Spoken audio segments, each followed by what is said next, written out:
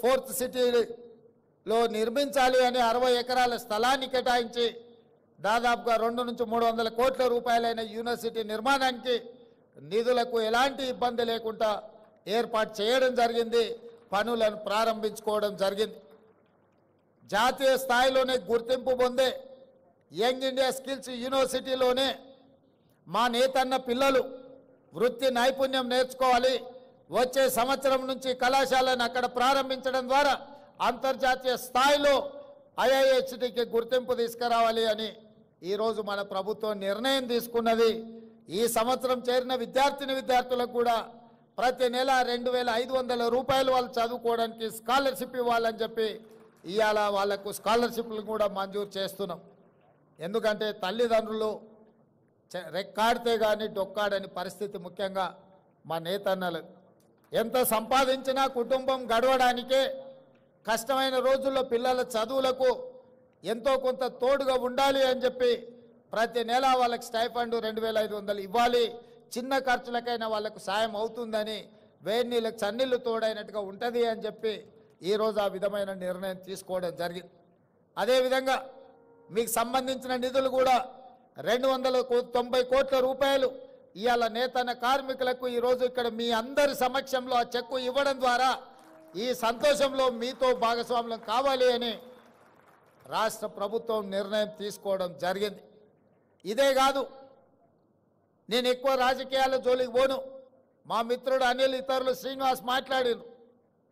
గతంలో ఆర్భాటం ఉండేది, ఆర్భాటమైన ప్రచారాలు ఉండేవి. దానికి సినీ తలుపు బెలుకులు కూడా ఆనాడు ప్రచారంలో ఉపయోగపడ్డాయి. కానీ చేనేత కార్మికుల యొక్క జీవన విధానంలో మార్పు రాలేదు, వాళ్ళ ఆత్మహత్యలు ఆగలేదు, వాళ్ళు ఆత్మ గౌరవంతో బ్రతికే పరిస్థితి కనిపించలేదు. అందుకే ఈ ప్రభుత్వం ఆలోచన చేసి ఆనాడు బతుకమ్మ చీరలు సిరిసిల్లకి ఇచ్చిన చీరలు ఇచ్చిండు, కానీ నేసిన ఆ కార్మికులకు నిధులు విడుదల చేయలే. ఆయన బకాయి పెట్టిన సిరిసిల్ల నేతన్నల బకాయిలు కూడా తుమ్మల నాగేశ్వరరావు గారు మంత్రి అయినాక వారు నా దృష్టికి తీసుకొస్తే నేను ఆ నిధులను విడుదల చేసి రాజకీయాలకు అతీతంగా సిరిసిల్లలో ఉన్న కార్మికులను కూడా ఆదుకోవడానికి కోట్ల రూపాయల నిధులను విడుదల చేయడం జరిగింది. మా ప్రిన్సిపల్ సెక్రటరీ గారు హ్యాండ్లూమ్, అదేవిధంగా పవర్ లూమ్స్ మనం ఆదుకోవాలి, పన్నులు ఇవ్వాలి. ఒకవేళ బతుకమ్మ చీరలు ఆగిపోతే కొంతమందికి నష్టం జరుగుతుందని వారు నా దృష్టికి తీసుకురావడం జరిగింది. బతుకమ్మ చీరలు కట్టుకునేంత క్వాలిటీ కానీ దాని మీద పెట్టాల్సినంత పెట్టుబడి పెట్టలేదు. అందుకే ఈరోజు నేను మా మంత్రి అధికారి గారు చెప్తే నేను ఒకే మాట చెప్పిన, ఈరోజు స్వయం సహాయక సంఘాలు, మా మహిళలు సెల్ఫ్ హెల్ప్ గ్రూప్స్ కింద 63 లక్షల మంది సభ్యులు ఈరోజు తెలంగాణ రాష్ట్రంలో ఉన్నారు. ఈ 63 లక్షల మంది సభ్యులకు ఒక్క మంచి డిజైన్తో ప్రతి ఆడబిడ్డకు 2 చీరలు ఇస్తే 1,30,00,000 చీరలు మనము ఆర్డర్ ఇవ్వచ్చు. మంచి డిజైన్లతోని మంచి క్వాలిటీతో ముందుకు రమ్మని మా అధికారులకు సూచన చేసినాం.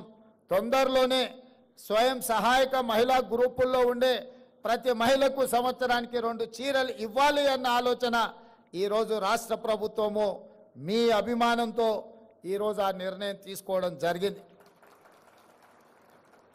అదేవిధంగా సంఘాలలో ఎన్నికలుంటే నాయకులు తయారవుతారని మా మిత్రులు చెప్పిండ్రు. నేను కూడా బలంగా విశ్వసిస్తాను. ఏ సంఘాలైనా సంఘాల నుంచి వచ్చిన వాళ్ళు సంఘాల నుంచి ఎదిగి ప్రజాప్రతినిధులుగా మారి ప్రభుత్వంలో భాగస్వాములు అయినప్పుడు తప్పకుండా జాతి యొక్క సమస్యల్ని పరిష్కరించడానికి చట్ట సభలలో ప్రభుత్వంలో ప్రాతినిధ్యం వహిస్తారు. కాబట్టి ఖచ్చితంగా ఈ ఎన్నికలకు సంబంధించి సమీక్ష చేసి ఎంబడే ఎన్నికలు నిర్వహించడానికి అవసరమైన ప్రణాళికలను రూపొందించమని వేదిక మీద నుంచి మా మంత్రి గారికి, చీఫ్ సెక్రటరీ గారికి నేను ఆదేశాలు ఇస్తున్నా. తక్షణమే ఆ కార్యాచరణను చేపట్టవలసిందిగా వారికి సూచన చేస్తున్నా. అదేవిధంగా రుణమాఫీ, రైతులకు రుణమాఫీ చేసిండ్రు, 30,000 కోట్ల రూపాయలు చేసిండ్రు. మరి 30 కోట్లున్న మా చేనేత కార్మికులకు చెయ్యండి అని ఈ వేదిక మీద నుంచే విజ్ఞప్తి రావడం జరిగింది. నిజంగానే 30 కోట్లుంటే ఒక్క కలంపోటుతోని 30 కోట్ల రూపాయలు మీ రుణాన్ని మాఫీ చేసే బాధ్యత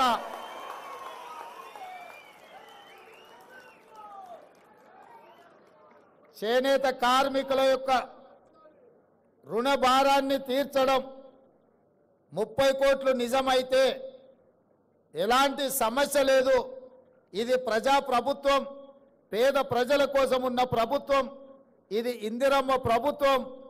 ఇందిరమ్మ ప్రభుత్వంలో కుల వృత్తులకు చేతి వృత్తులకు సముచితమైన న్యాయం చెయ్యాలన్న విధానమే మా ఆలోచన. తప్పకుండా 30 కోట్ల రూపాయల రుణమాఫీ చేయడానికి 30 కోట్లు మంజూరు చేయడానికి అవసరమైన ఆదేశాలను చీఫ్ సెక్రటరీ గారికి ఈ వేదిక మీద నుంచే ఇస్తున్నా. తప్పకుండా మీరు దూర ప్రాంతాల నుంచి ఎక్కడెక్కడి నుంచో మారుమూల ప్రాంతాల నుంచి మీరు అందరు ఇక్కడికి వచ్చిండ్రు.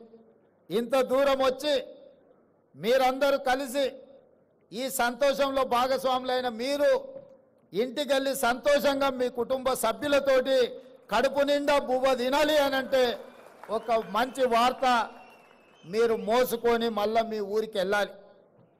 ముఖ్యంగా తుమ్మల నాగేశ్వరరావు గారు చెప్పినట్టు రైతన్న రైతులకు పట్టెడు అన్నం పెడితే ఆ రైతులను ఆత్మగౌరవంతో బ్రతకడానికి నేతన్న నేయడం వల్లనే ఈరోజు సమాజంలో మనం అందరం కూడా గౌరవంగా బ్రతుకుతున్నాం. రైతన్న ఎంత ముఖ్యమో నేతన్న కూడా మాకు అంతే ముఖ్యం. మీ కష్టాలను తీర్చడానికి, మీ సమస్యల్ని వినడానికి, మీ సమస్యల్ని పరిష్కరించడానికి మీ ముఖ్యమంత్రిగా, మీ సోదరుడిగా నేను ఎప్పుడూ మీకు అందుబాటులో ఉంటాను. ఇక కొడంగల్ విషయానికి వస్తే ఒక్క కోస్గి మండలంలోనే, నియోజకవర్గంలోనే కాదు, కోస్గిలో మా చేనేత కార్మికులు, మా నేతన్నలు వేలాది మంది ఉన్నారు. ఇవాళ నా గెలుపులో కొడంగల్ శాసనసభ నుంచి ఎన్నికైన నాకు 100% నేతన్నలు అండగా నిలబడి ఈరోజు నన్ను శాసనసభ్యుగా ఎన్నుకున్నారు. కాబట్టి తెలంగాణ రాష్ట్రానికి ముఖ్యమంత్రి అయిన నా నియోజకవర్గంలో నేతన్నలు చాలామంది ఉన్నారు. వాళ్ళతో నాకు చాలా సన్నిహిత సంబంధాలు ఉన్నాయి. వాళ్ళకు కావాల్సిన కమ్యూనిటీ హాల్స్ కావాల్సిన నిధులు కూడా నేను ఎమ్మెల్యేగా ఉన్నప్పుడు ఇచ్చి ఆ కమ్యూనిటీ హాల్స్ కట్టించడానికి, వాళ్ళకు ఆదుకోవడానికి అన్ని రకాలుగా అక్కడ వాళ్ళతో నాకు సత్సంబంధాలు ఉన్నాయి. అందుకే ఈరోజు గద్వాలైనా, నారాయణపేట అయినా, కొత్తకోట అయినా, కోస్గి అయినా, సిరిసిల్ల అయినా, కరీంనగర్ అయినా, వరంగల్ అయినా ఎక్కడున్నా నేతన్ననే నేతన్న కొండా లక్ష్మణ్ బాపూజీ వారసులు. కొండా లక్ష్మణ్ బాపూజీ ఆనాడు తెలంగాణ కోసం కొట్లాడిండు, తెలంగాణ కోసం త్యాగం చేసిండు. తెలంగాణ రాష్ట్ర సాధన కోసమే కాదు, తెలంగాణ రాష్ట్ర సమితి చంద్రశేఖరరావు గారికి నిలువ నీడనిచ్చి పార్టీ పెట్టినప్పుడు మొట్టమొదట కార్యాలయం పెట్టుకోవడానికి స్థలం ఇచ్చింది కూడా కొండా లక్ష్మణ్ బాపూజీ గారే. వారు గొప్ప నాయకుడు. వారు లేకపోవడం విషాదకరం. తెలంగాణ రాష్ట్రం వచ్చినప్పుడు వారు 69లో తెలంగాణ రాష్ట్రం వచ్చే వరకు నేను పదవులను చేపట్టను అని ఆనాడు ఎమ్మెల్యేగా, మంత్రిగా రాజీనామా చేసిన గొప్ప పదవీ త్యాగం అంటే కొండా లక్ష్మణ్ బాపూజీ గారు చేసింది. రాజీనామాలు చేయడం, ఎలక్షన్ తేవడం, సెలక్షన్ చేయడం, కలెక్షన్ చేసుకోవడం త్యాగం అని చెప్తుంటారు కొంతమంది. మీ ఎలక్షన్, సెలక్షన్, కలెక్షన్ 2001 నుంచి 2014 వరకు ఎన్నోసార్లు తెలంగాణ ప్రజలు చూశారు.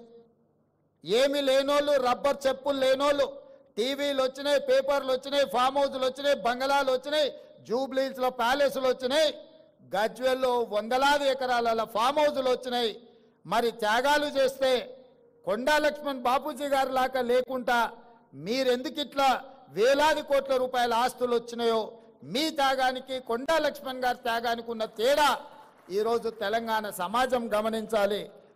త్యాగానికి మారుపేరు, పదవిని తృణపాయంగా తెలంగాణ రాష్ట్రం కోసం త్యాగం చేసింది కొండా లక్ష్మణ్ గారు. పదవులను అడ్డం పెట్టుకొని ఎన్నికలు, ఉప ఎన్నికలు తీసుకొచ్చి ఎన్నికల్లో సెలక్షన్స్, కలెక్షన్స్ చేసుకొని బాగుపడ్డోళ్ళు ఎవరో తెలంగాణ సమాజం నిశ్చితంగా గమనిస్తూనే ఉంది. కాబట్టి త్యాగం అనే పదం మీకు సూట్ అవ్వదు. త్యాగం అంటే కొండా లక్ష్మణ్ గారు. కొండా లక్ష్మణ్ గారిని తెలంగాణ సమాజం ఎప్పటికీ గుర్తుపెట్టుకుంటుంది. తప్పకుండా వారి యొక్క గౌరవాన్ని పెంచే విధంగా తెలంగాణ రాష్ట్రంలో నిర్ణయాలు ఉంటాయి. ఈ ఇండియన్ ఇన్స్టిట్యూట్ ఆఫ్ హ్యాండ్లూమ్ టెక్నాలజీకి కొండా లక్ష్మణ్ బాపూజీ గారి పేరు పెట్టుకుందామని చెప్పి